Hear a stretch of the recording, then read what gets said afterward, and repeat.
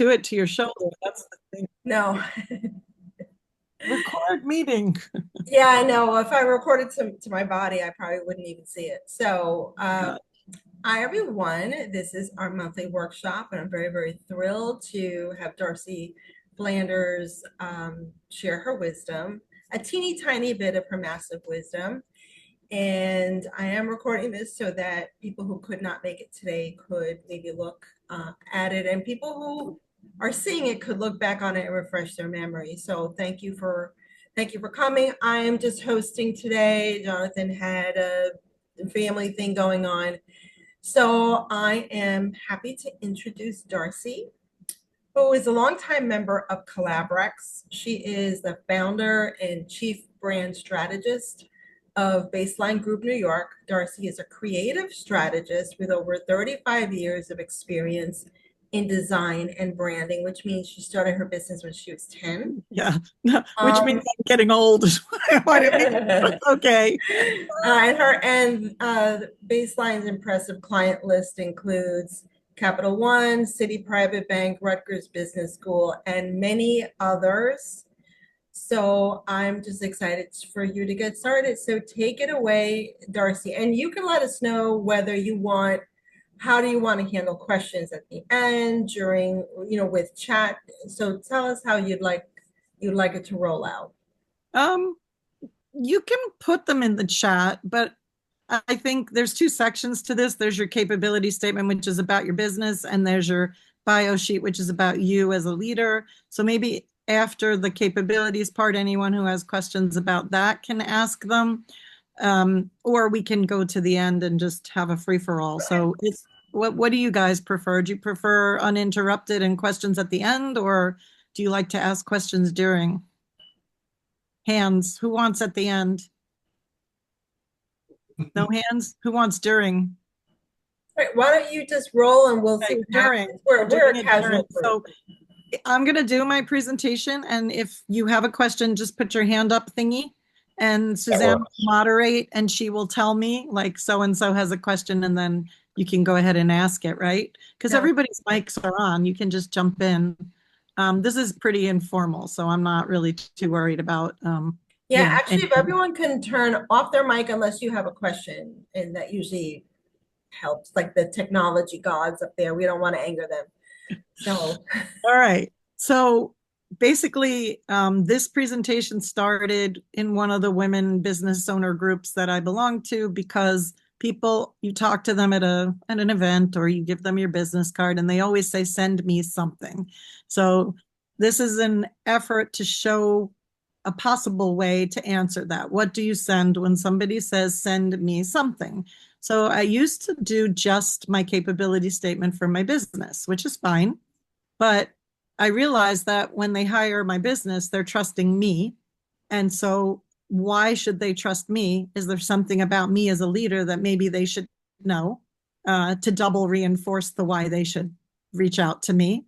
So I started building these digital bios for myself and for my clients because when somebody says, send me something, and you send them something really beautiful about your business and something really great about yourself, then they have a double whammy.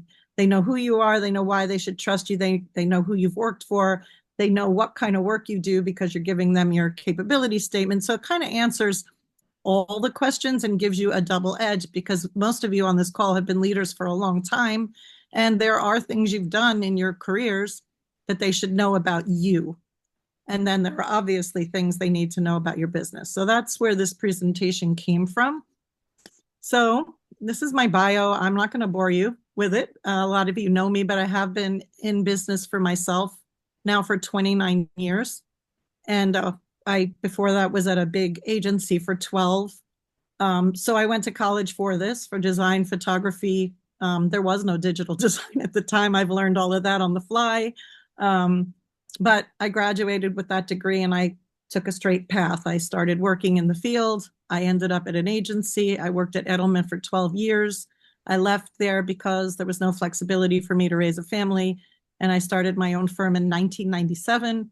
And I've been on the surfboard riding the wave for 29 years. Sometimes I'm on top of it. Sometimes I have foam in my mouth. Sometimes I'm in the sand, but I'm still here.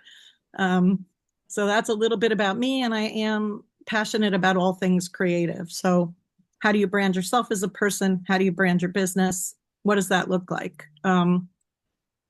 So that's me. I'm going to have this presentation sent around to everybody. So this is some framework that you can use just to make sure you're covering what this pro forma pertains to big corporations, right? They have a standard that they like to see in your capability statement. If you're not working with the big guys, you can put what you want in and leave out what's not, what doesn't pertain. But this is designed for, like, when I pitch Capital One or Webster Bank, the big guys, they always have like a sourcing group or a diversity group, which they don't call that anymore. And they expect to see the following in your capability statement. So some of these things will pertain and some might not. But, you know, owner only if the owner is really an important part of the firm. It could be, you can put the owner here. If you have several partners, you can put all the partners here. If you have a management team that people are going to interface with, it's whoever's representing the company, you can put that information in there. Number of years in business, they like to know. If you don't have a lot of years in business, you can either leave that out or skirt around it by talking about your previous experience and how that brought you to here. With 12 years of agency experience, having founded Baseline 2 years ago, but that shows them that you have 12 years of experience in the field. Annual revenue is optional. If a client is asking for it, sadly, you have to put it in there and it has to be accurate because whatever's on your tax return, they can locate.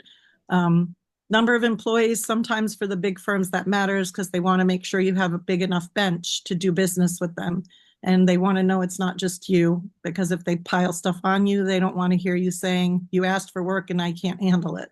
So that helps. And when I do that, I put my full-time folks and my 1099s in. So I'll say 5 full-time employees and 5 1099 project-based workers, because that makes me 10, but it's 5 full-time. So whatever resources you can allocate to a client, the bigger they are, the more employees they want to see. Just be honest about what they are. Your headquarters, or if you do business in several states or even globally, that's awesome. Put it all down there. The company website, which we'll some other time get into that, but if you're going to send a client to your company website, please make sure that it's up to date. Please make sure your entire team that you're talking about is represented on there. Please make sure that if you have new services and you haven't updated your website in 10, 5 years, that they get put on there. Like, your website is your opportunity to put your best foot forward. You want them to see everything that you do in completion, not what you did 5 years ago. So make sure that if you're going to send folks to your website, it's branded to match your capability statement, branded to match your digital bio, and complete and current. Certifications and affiliations can be anything. Like, you could put Collaborex in there. You could put, if you're a member of a chamber, if you're a member of a women's organization, if you're a member of a trade organization, whatever organizations or certifications you have that you think are valuable to put forth. So for me, I'm certified with New York City, New York State, WeBank, which is a national women's organization. I belong to Capital One Sage because I took their class, so I'm an alumni of that. I took Goldman Sachs 10,000 Small Business. I put that in there because you never know, like, the people you're pitching might have taken that course also, and then you have commonality. So just think about, affiliations, organizations, any classes you've taken through a corporation. Just put it all in there. It can't hurt. And then current major customers. So this section I tailor. I have 5 capability statements because I have 5 areas or sectors that I do enough business in to position myself as an expert in that area. And I'm pitching financial, that's all they want to see. They don't care if I work for a spa or a health club or a hospital. They want to know that me and my firm are experts at financial services design. So I will only list financial clients there, and I'll pick the bigger ones that they will probably know. I have a general deck where I pick, like, an assortment of clients that have familiar names. I have one for healthcare, so I list hospital for special surgery. I'll list Northwell Health, anyone that's big enough that I've done business within the health space. So you just want people to see themselves reflected in your major customers. You want to make it look like you do all things for their sector. And if you don't have enough in one sector, then just pick your five biggest and best names that they might know, or in like, let's, if it's construction or whatever it is, like pick the bigger ones that folks in the area might know. So they say, oh, she or he does work for this company. That's cool. That's kind of, they're bigger than we are, or they're like us. Um, Company description, most people can grab it off their website if they have a good one. It's that general paragraph or two about what your company does in a broad stroke. And then these other sections get into the details. So your company descriptions, whatever that paragraph is that you say when people say, what does your company do? It's broad, right? So for me, it's creative services. We design the materials that clients need to market their products or services, let's say. And we do it through print or digital, depending on what the client needs. Company's story or experience, this is a very personal part, and it really depends on who you are. But some people have really cool stories about how they got to be here, and those stories grab people emotionally. So if you have something like that, like I was talking to a veteran yesterday, she walks around with I'm probably 200-pound Great Dane, which is her service animal, because she was injured and suffered a traumatic brain injury and lost a little bit of her brain function, which she got back, but her stability. So this dog is that big because she literally leans on this dog so she can walk around by herself without a wheelchair. And her story of service and her story of overcoming all of that to be just, she goes to conferences, she goes all over the place with this monstrous dog named Rabbit. And they're one person. And, people do say horrible, cruel things to her and whatever, because they think she's just goofing around with this giant dog that's got a service dog, but they don't know her story. So her story is very powerful. In other cases, it could be, people worked at an organization and they found a better way to do the same thing the organization was doing. And they left to start their own company because they found a better way. So what is that better way? Like for me, at a big agency, there's so many people on an account between the client and the designer. So a lot of stuff that's really important gets lost in translation. I started my firm and the model is direct contact with the people that are going to be doing your design from day one, right? That's my story. I don't want middlemen. I don't want salespeople. I don't want anyone that didn't study design on those calls from the beginning, because when the client starts talking, everything they say is turning into visual ideas in my head. And if I'm not the person that hears that, somebody else might not give that to me. So that's a big difference in the way my firm is structured over others. So if you have something like that, put it in there. I started my firm X number of years ago because I have a passion for whatever, and wherever I was before was doing it this way, I do it this way. Or I identified a space that was missing and I fill that gap, or whatever it is. Like I know Patty, insurance is benefits probably one of the most confusing things in the whole world for people to deal with unless they know benefits. So having a human being that is calm and really very well studied in that space that can sit you down and say, this is your situation. These are some things you should consider, and explain to you why in like plain old English, why you should consider them. That's a differentiator, right? Because she's so personalized with her service. She like holds the client's hand and like tells them, this is insurance world is crazy, let me help you. And she's calm and she's knows what she's talking about. So those are her, in my appearance, like her experience and her story. Specific offerings is what exactly it seems like, right?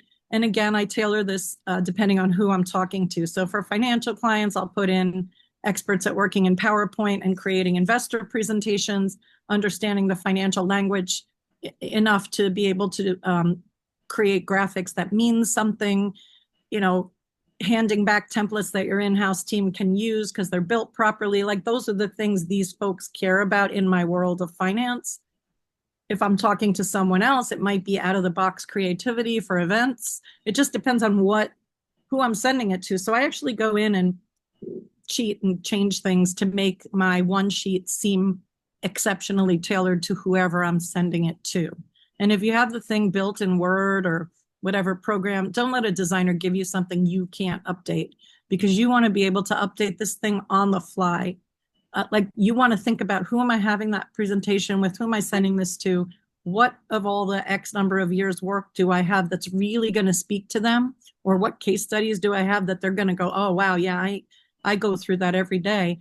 That's what you want to put in here when you put your offerings, and also your capabilities overview. Because I can say a lot of things. I can say, oh, we do websites, we do brochures, we do annual reports, ESG reports. Like, if you look at my capabilities page, it's ridiculously, what haven't I done in 30, what is it, 29 years? But what would they want to know? Like, what capabilities are really going to speak to them? So I put that in there.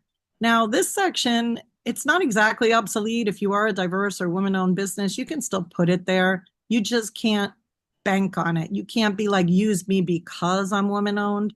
You have to go in there and be, use me because I'm really good at what I do. But it doesn't hurt to have the PS I'm women-owned. So if you have a woman-owned or a minority-owned or a veteran-owned certification, put it there. Put it on the sheet somewhere. Who doesn't love a veteran? If you're a woman-owned business, who doesn't want to help another woman-owned business? If you're a minority-owned business and somebody needs to check that box, like, they might not be talking about it anymore and they might not be calling it that, but there are still situations in which that is helpful. So if you've gone through the effort and you have those certs, just put them in there, just list them. And sustainability efforts, again, same thing. Like, the focus is kind of off sustainability for the moment, but not really. So, it depends on who you're approaching. And sometimes I'll look at a company's website and see if they're still talking about it. And if they're talking about it, then I'm talking about it. And if they're hushing it, then I might eliminate that section altogether, or just make it really short. Like, sustainability is important to us. These are a few things we do, whatever. But I don't make a big deal out of it unless the company I'm approaching is sometimes the company is sustainable, right? Like, their offering is something sustainable, in which case you want to say, hey, I'm all for this. I stand by this. These are things that we do at our firm. These are things we do to help others. Like, we design probably 10 to 15 ESG reports a year still for companies across the board, not one vertical. They can be anything from a tire manufacturer to a trucking company and I put that in there when I'm pitching someone that's important to them, because, that's a lot of ESG reports to design, right? So I talk about what I do for my own company and what I do for others in that space. So that I'm going to let people ask questions if they have them, because that's kind of the pro forma. So if anyone has a question, go for it. Well, some people are thinking about it. It came to my attention that how much of this, I feel like everything you have here in some form should be on my website, and everything that's on my website should fit here. I mean, should they match word for word? Should they, what's your feeling on that? They can't match word for word because you have one page here. Yeah. One. That's it for all of this stuff. And you're going to see examples of how it all fits, because you're probably like, how does that all fit on one page? It totally does, but it's high level. When you get on your website, like, for example, where I have my company story, I might have a whole about page on my website, but here I'm just going to paragraph or two, Yeah. Offerings, like your capabilities. My capabilities has a whole page on my website with a million different Yeah. things you can do. But here I'm just going to do maybe 5 or 6 that I think are the most relevant to this prospect. So space is a consideration, right? You only have so much space on one page. And on your website, you can have a page on whatever is important. So you can just keep clicking to links to pages and giving people really in-depth information. So I would say that's up to you, but space will dictate. So you're not going to have a lot of Okay. space here. You're high leveling it here, and you're high leveling it tailored to the person or the industry you're speaking to as much as possible. Thanks. Anyone else? Any other I have a questions? question. Yeah, Gizmic. So I'll just ask it. So how many times have you done this process of including everything for a prospect and then later on down the line realize that you weren't aligned with the prospect? If I'm in it from the beginning, like if we're designing it from the beginning, I'm aligned with them because we're talking about it from the beginning and the content that's on there is coming from our conversation. Like Okay, okay. I don't normally go in and design something somebody else has. That's not my normal process. My normal process is they either don't have something or they're not at all happy with what they have. So they are paying me to start from the beginning and they are paying me to ask all these questions. So we'll go through this and we'll talk through each point. Who are your clients? What are the most relevant case studies you have? So Okay. wouldn't happen if I was responsible for it from the beginning. It That might makes happen if somebody else wrote it or they had something old and I'm just making it look better, then the content might not be this because we didn't really go through it. Um, so it shouldn't happen at all because we should be on the same page from the beginning. It's their page. I'm just putting it into a format. You know what I mean? yeah, that makes sense when you said that like the preliminary interview process would Yeah. eliminate that. Yeah. This is a pro forma. I don't just if somebody hires me to do their one sheet, I don't give this to them and say go away and give me back stuff. We have a call and we go through all of this together and they can either be writing while we're on the call or they can think about it after the fact and then they put it all together in some kind of Dropbox or Word file and send it to me and then my writer looks at it and tries to ask questions or make it sound better or make it transition better. So there is somebody dedicated to the content piece of this when we get to do these for our clients. Okay. Thank you. Sure. What Okay. they do come back with, though, Kismic, is as soon as they get another industry that they have a big footprint in, they come back and say, how do I tailor this to Yeah. the financial industry? Oh, I just started picking up clients in the healthcare sector. Do you think I have enough to do a sheet specific to that? And we'll talk about what they have and decide whether it should be its own sheet or whether, they can do a general sheet and just call that out.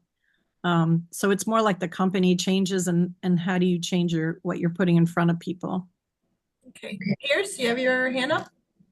Yeah, Darcy, just how would you like what would you tweak on this if it is a solopreneur selling mostly to small businesses and potentially even other solopreneurs? It, If I you're think it still selling, applies. yeah, well, a lot of it applies, but you don't need your diversity and inclusion efforts Mm, necessarily. You probably don't need your sustainability efforts. You might not need your certifications and affiliations. They might not care. They're hiring you to work with you. You do need current customers, never mind major, right? But mm, let's call it in the case of that most relevant current customers.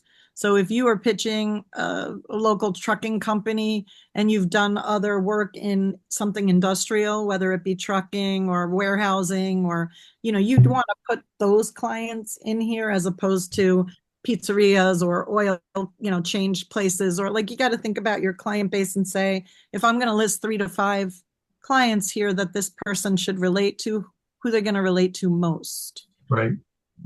So yeah, a lot of this stuff, like you probably don't need to put your years in business. I think they'd want to know a little bit about the company, number of years in business, who owns it. Obviously, it's you.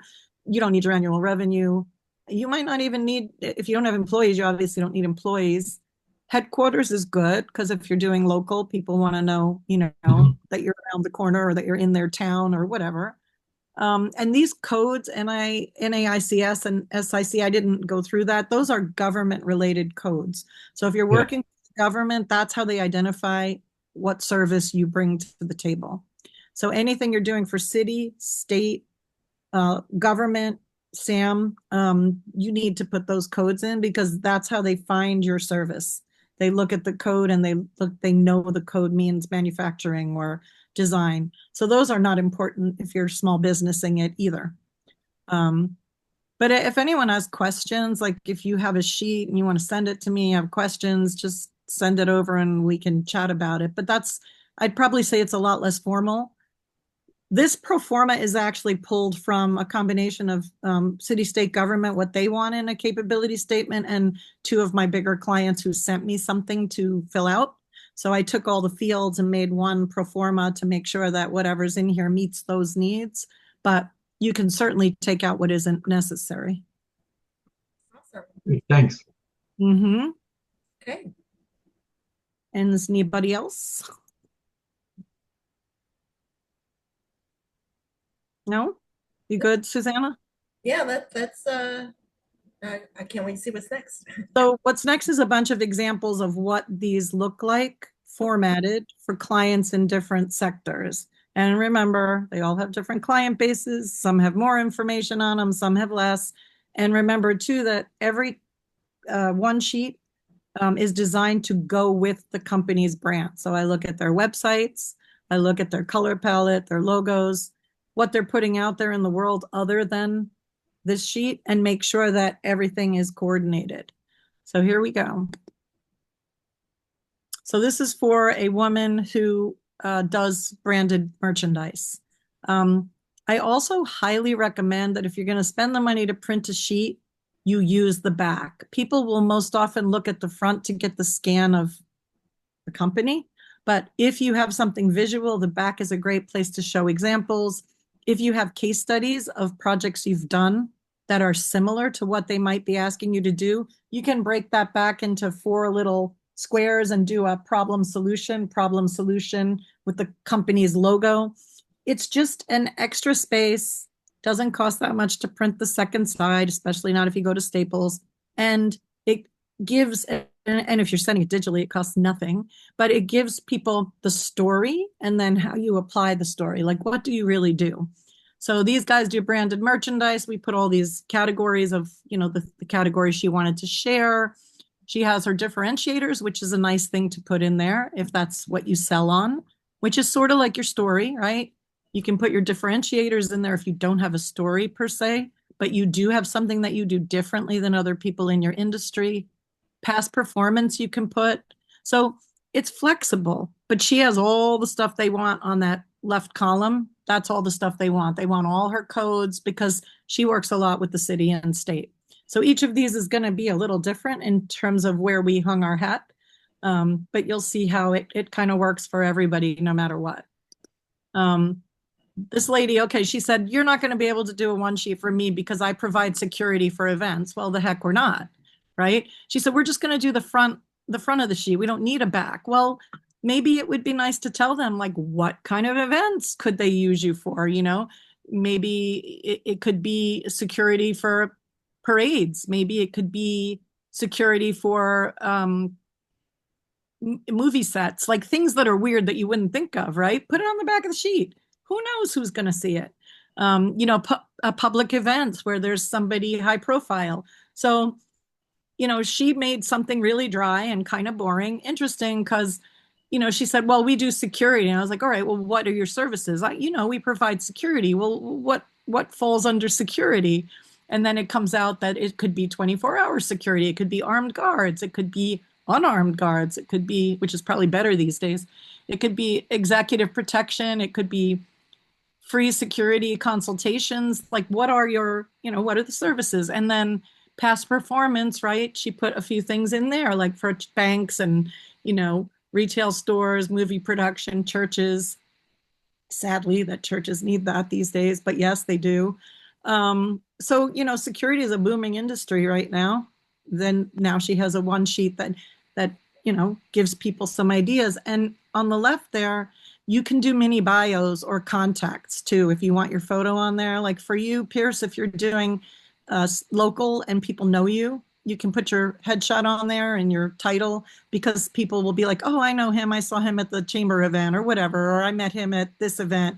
So you can have like a little contact info in a photo, or you can even do a mini bio. Some people do little mini bios on the side.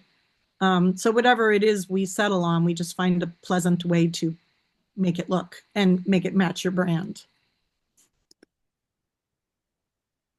This woman, another one, she owns a coffee company and she has an actual plant and they actually make their own, they have their own beans harvested and they make their own coffee at a plant in Queens. So her one sheet, she sells to restaurants, she sells to corporations for their cafeterias. So this is her one sheet. And for the back, we did like just a slice of life. Like, who is she and who are these people that work for her? And her coffee business has been around for a long time. So you have the old photo, you have the plant because you want people to read that you have a plant, but then see what is that like? What's it like to, so it gives you like a peek into the essence of the company. And she does use her left side to have her mini bio and her photo.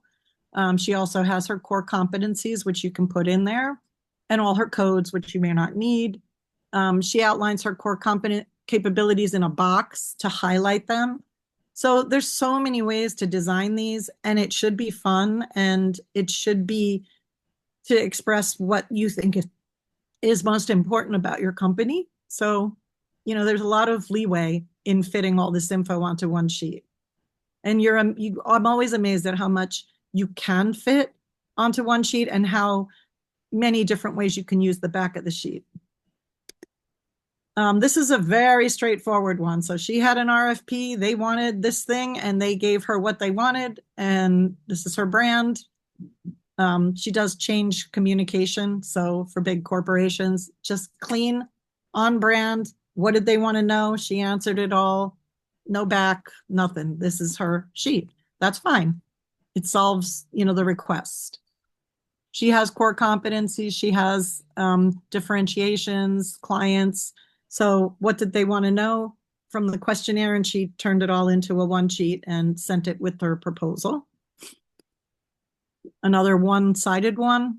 This woman, basically what she does is she connects. A company has problems and she finds the companies in the areas that they need to solve the issue. So what's preventing them from getting from point A to point B?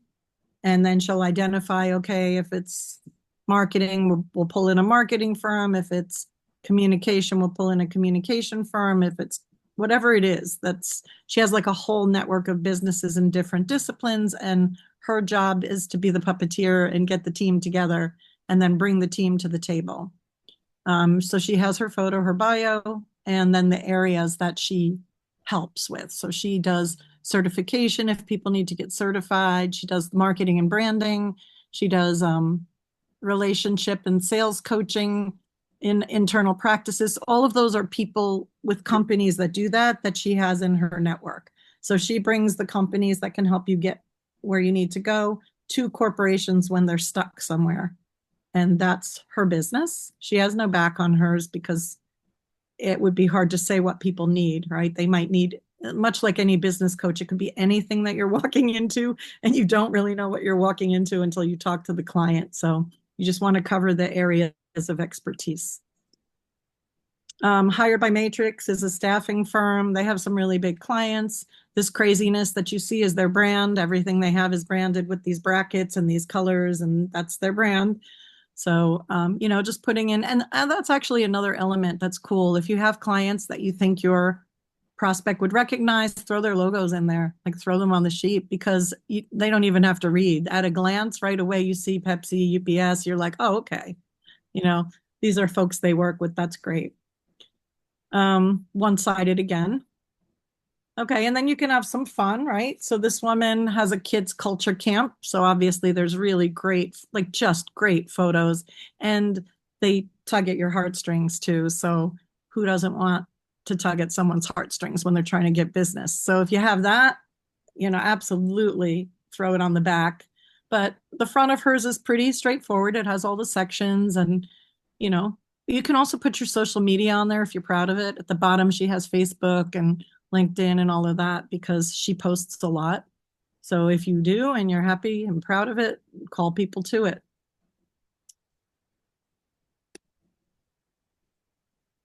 This is mine. And if you go to my website, you'll see that it matches the branding on my website. We have 5 different ones. this is the general one, so it has clients from different sectors on the back.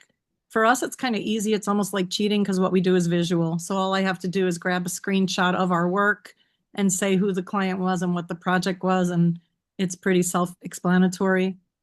If it's a website, I'll throw it on a monitor to make it look real. But it's just, and so on, for my financial sheet, I have 6 financial clients. If it's a private equity firm, I pull 6 private equity firms I've branded. If it's just general financial, I'll do a bank, I'll do an asset manager, throw a hedge fund in there, throw a private equity, whatever. So I just try to give them what I think they want to see. And I have different verbiage for my financial one because we do so much work in that space. So the language on my financial one is different than the general because I really talk about what we know about the industry. So, the more people see exactly what they do in your sheet, the more they say, aha, this person really understands my industry. They are experts in my industry. I want to work with them. So like if you have, I don't know, 40% of your business or even 30 in one sector, make a sheet for that sector because in my opinion, you then are an expert in that sector. And even if you don't, you can play expert by, if you have enough to fill up a sheet, do it. People love to be spoken to like it's them. You're talking right to them. So if you can, you should. These are the backs. Oops, sorry. These are the backs to other sheets. So financial has 6 financial projects and groups, teams, and initiatives. A lot of times corporations hire us because they have like a culture group or a, initiatives like a supplier diversity initiative or a conference, different things within a corporation. We do a lot of that where we're not doing work for the corporation as a whole, but we're helping them brand a division of the corporation or an event for the corporation. So that in itself has been lately, probably 25% of our work in the last few years has been that, a lot with supplier diversity, even though they're calling it different things now. But it's still there. And the Envision conference was for Capital One. 3 years ago, they did their first supplier diversity event where they brought all their diverse suppliers and all of their prime suppliers and all of their buyers into one room, and they wanted a brand for the event. So we came up with this Envision idea, and we designed all the materials for the event. This year, it's going to be called Envision, but it's going to have a different subtitle. That's all. It's not going to say supplier diversity. It's going to say other words, maybe supplier development, but it's still the same event. So things like that. And then this gentleman he's pretty much a coach. Oh, there's 2 here. The left is a construction firm, woman owned. So this is their first capability statement. They kept it pretty general because they don't really know who they're going to be working with yet. And they have the Word file. So as they grow and if they need to tailor it, they'll go in and tailor it. And then Quiver and Arrow, he's a performance CFO, fractional CFO. And his company name Quiver and Arrows. So we found this image of the arrows for his masthead. You can get creative like that and find a nice stock photo that reinforces your logo or your tagline and make yourself a nice masthead. And then last but not least, Spectrum Associates. So they're market research folks, pretty straightforward, on brand. So that should give you enough examples to kind of see how all of that plays into sheets. If you have one and you're not happy with it and you want to just talk about it, send it over. If you don't have one and you want us to create one, we're happy to do so. Typically, we charge $1,500 to make these little puppies, but if you guys on the call need one, I would do it for $800, and don't tell anybody else ever. And if you have one that you sort of think is okay and you want me to look at it, I will do that for nothing. We can have a call and just talk through like what might be better or what might make it more visually impactful or something. Okay, now we get to the bio sheet. So all that stuff is how you send people information about your company. So now for all of us, and I really think all of us on this call, a lot of what people are buying is either us or our team, right? They've met one of us somewhere. And for whatever reason, they believe in us enough to want us to send some information. So what can we send? So I'm going to show you examples of digital bios, but these are just some questions you can ask yourself. So what is your greatest professional success? It might be more than one. Have you won an award you're really proud of? Do you mentor kids because you love to mentor kids? Professionally, did you start some kind of a group, or did you win some outrageous award, right? What is your greatest, what are the, like, if you had to look back at your professional history, 560 years, my dinosaur tail is flipping right now, flipping in the back. What do you pick, right? But you think about it and you pick the things you're most proud of that you would want people to know about you. This is about you, not your company. But then, of course, what am I passionate about professionally? What drives my career? We're business owners. You can't separate you from your company. So why do you do what you do, but not what do you do? Why do you do what you do? This is the, like, what are you passionate about? What is it about what you do that gets you up for work every day? And even if hairs are plinking out of your head because it's a brutally stressful day, why do you still love it? Why do you still do it? What is your passion? So this is you. And then what makes you a strong leader? So you have to toot your horn a little on this thing, which people hate to do, but you can ask your clients to tell you, and then you can put it in there, right? What makes you a strong leader? Is it the fact that you have all these years of experience leading teams? Is it something about the way you lead? Do you lead with compassion? Do you lead with kindness? Do you lead with an effort to grow people so they don't feel stuck? How do you lead people? And what makes you a strong leader? If you can weave that in there, that's cool. How do I give back to my community, and what organizations am I affiliated with? So obviously the stack was for the FWA, which is the Financial Women's Association. So I talked about that in my bio for them.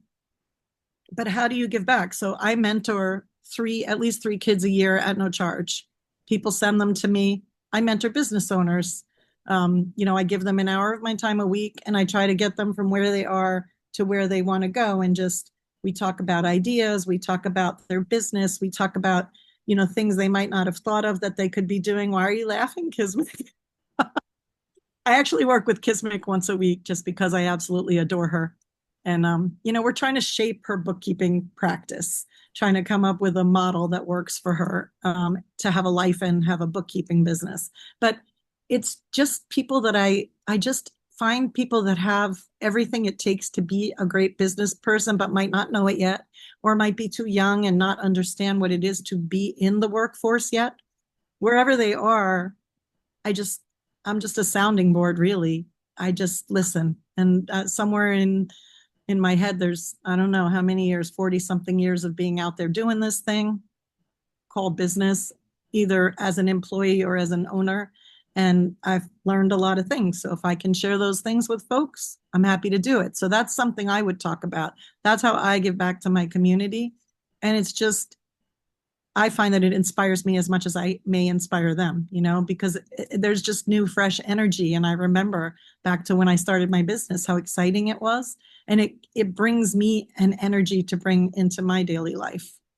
And then, did you earn any distinguished recognitions, accreditations, awards, advanced degrees? If you're a PhD, please say so. If if you have a master's in something, please say so. If you are a coach or you have a license of some sort, please say so. Like, this is not the time to be humble. This is time to lay all the things that you work so damn hard on your whole life on a piece of paper, so that when people say, send me something, they know who you are.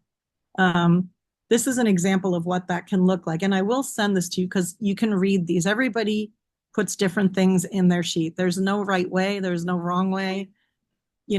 Everybody has a very professional headshot. Please do not take a picture with your iPhone that's blurry or looks like crap or has like your dog in the background, and do not use that as your digital bio. Like, get a headshot done, even if it's AI. Like, get a nice, I much prefer it to not be, but whatever you have to do within your budget, get a decent headshot. Talk about your business a little somewhere in there, because it is part of who you are. But you'll read these and you'll see what people say about themselves. We don't really write these for people, but we go through the questions and then they write them because they have to kind of pull through their brain and figure out what they want to pull out of their history. But then we will edit them and we will make them sound good. You guys know Patty Franco, right? That's her digital bio. You might know Sabine. Sabine was a member for a long time. I don't know if she still is or not, but we did her digital bio. Dorinda, you probably know Dorinda too.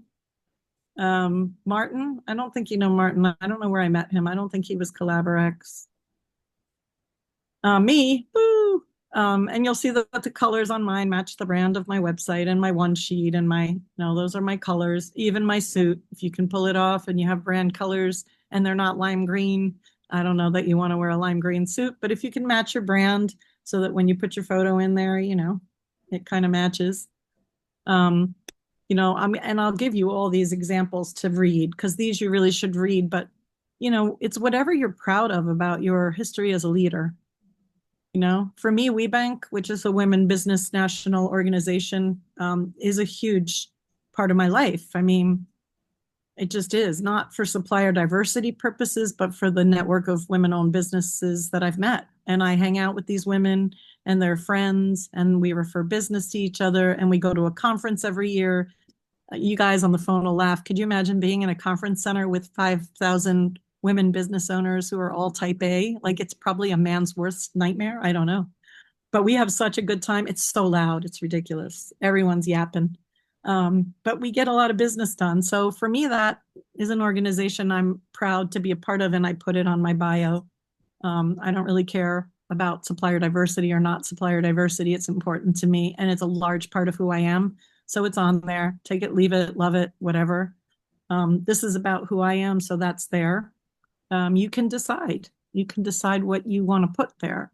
But when people read it and they see your one sheet about your business, those two things should give them a really good idea of what they're getting and who they're working with. So, those are, and client testimonials are also great. You can put them, like you could put one on the front of your sheet for your business, or you could put testimonials on the back of your sheet. I have them on my website, so I don't put them on my sheet, but you can. I've seen people do it. So that's another element that you could add to the back of your sheet, a couple client testimonials. If you get some real good ones, throw them on there. So does anyone have questions? I'll ask a question. So back when I used to do a ton of presentations, people would, ask me for like the whole package and that included some kind of a bio sheet, but I have one but it's specifically me as a presenter, right, versus yep. me as all the other things that I do. Is this the type of format you would still use for that, or would you suggest other little things? Like I would include some conferences I spoke at and a couple of testimonial things. Yeah, I think that's different. This is really like when somebody's about to hire your business and you're in the running against Right. other folks, because that's really its own formula. I don't speak, so I don't, but I know that people do request speaker bios, and those really are about your experience as a speaker. That doesn't mean you can't still do a bold masthead with a nice headshot. You could. That doesn't mean you shouldn't brand it to match your company, but the content would probably be more about events you've spoken at.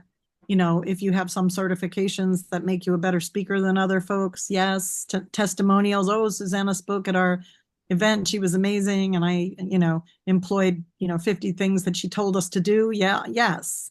So no, it's a little different, but you could use a similar format. Mm-hmm. And on the back of the sheet, you could have photos of you speaking at different events if people capture them for you. That might be kind of cool. Yeah. Thanks. Mm-hmm. I have one, but it's a DIY and it's kind of a mess, but. Oh, all right. Well, I'm here. You want to show it to me? We can talk about it. Other questions? We have a few minutes left. I think there was one in the chat. Oh, I'm sorry. I missed it. Looking at the chat. Doing my thing. Oh, is an 8.5 by 11 sheet like that better than a trifold brochure? Yes, Mm, it is. And here's the reason why. First of all, most people ask for them as PDFs now. Mm. You don't want the paper. So you want it to be big. Like you want an 8.5 by 11 thing that when they click on it, you can read it. Secondly, 8.5 by 11 fits flat. So if somebody's collecting one sheets at an event, it's just easier for them to have them all neat and tidy in one size. And trifolds are bulky. And they're also kind of an old-fashioned format. I'm not so sure people use trifolds as much as they used to when printing was a big thing. Um, I go to a lot of events, like too many in my opinion. But that's how I meet, that's how I network. But I never bring too much printed stuff anymore. I used to print like 500 one sheets to go to the national conference. This year I brought 25 financial, 25 general, 25 women-owned businesses that I've branded because it was going to be all women-owned businesses. The rest of it is I have a business card somewhere here. Um, it has a QR code on it, uh, right there. Okay. Right there, everything's backwards there. Yeah. And when you scan it, it'll take you to my website, and I have a page on my website where all 5 of my capability statements are, and it'll say, for financial sector clients, for general, for women, and I even have sometimes a conference specific one sheet. So I'll say We Bank one sheet. And they can download it right from there because people don't want to carry them. Sure. So I get them all printed and I'm carrying them around in a bag that's leaving like imprints on my shoulder and nobody wants them anymore. So typically I bring a limited amount now, but 8.5 by 11 is great because it gives you some real estate and it's not all broken up. It's just bam, here it is. Yeah. Now, if you're doing a brochure for your business, like an actual brochure, any format's fine. But if you're talking about something to hand out when somebody says, send me something, I think it's just clean if you send the bio in a one sheet. Perfect. And I would say 90% of the time you're going to be sending it digitally these days. Yeah. Or can follow up with it, or can hand out a card with a QR code and have them go to the website and grab it. Yeah, I like the idea of the QR code. They're not that expensive. You can buy a software that generates QR codes and then you can put them on whatever. You could put that thing on everything, right? You can have it on your ketchup. I generate them from Canva. From Canada. Yeah. Any other questions? Anything in your mind you didn't? And it doesn't have to be about this presentation. If you guys have any questions about branding, marketing, whatever, my world, feel free to ask. My dog is barking. I hope you can't hear that. mm-mm. And someone's at the door. God forbid, right? Must kill Amazon Prime. This is great, Darcy. Thank you. Yeah, sure. Oh, Kevin, I didn't see your face there. You're now in the top 5. There you are. By the way, Kevin is a brilliant brand strategist, and he just wrote a book. So if you want to read a great book on brand strategy, you're too Kevin kind. has one that's just been published. And if you want to read another book on branding, more of the practical application, we're writing a book, and it's dropping in chapters on LinkedIn. So if you go to my LinkedIn feed, you'll see a chapter every week. Right now we're on hiatus till September, and it all resides on a website where it's put together. So if you want to read it to date, That's a great idea. I love that. So you can find out about that on my LinkedIn feed. And, if anything in there helps, that's great.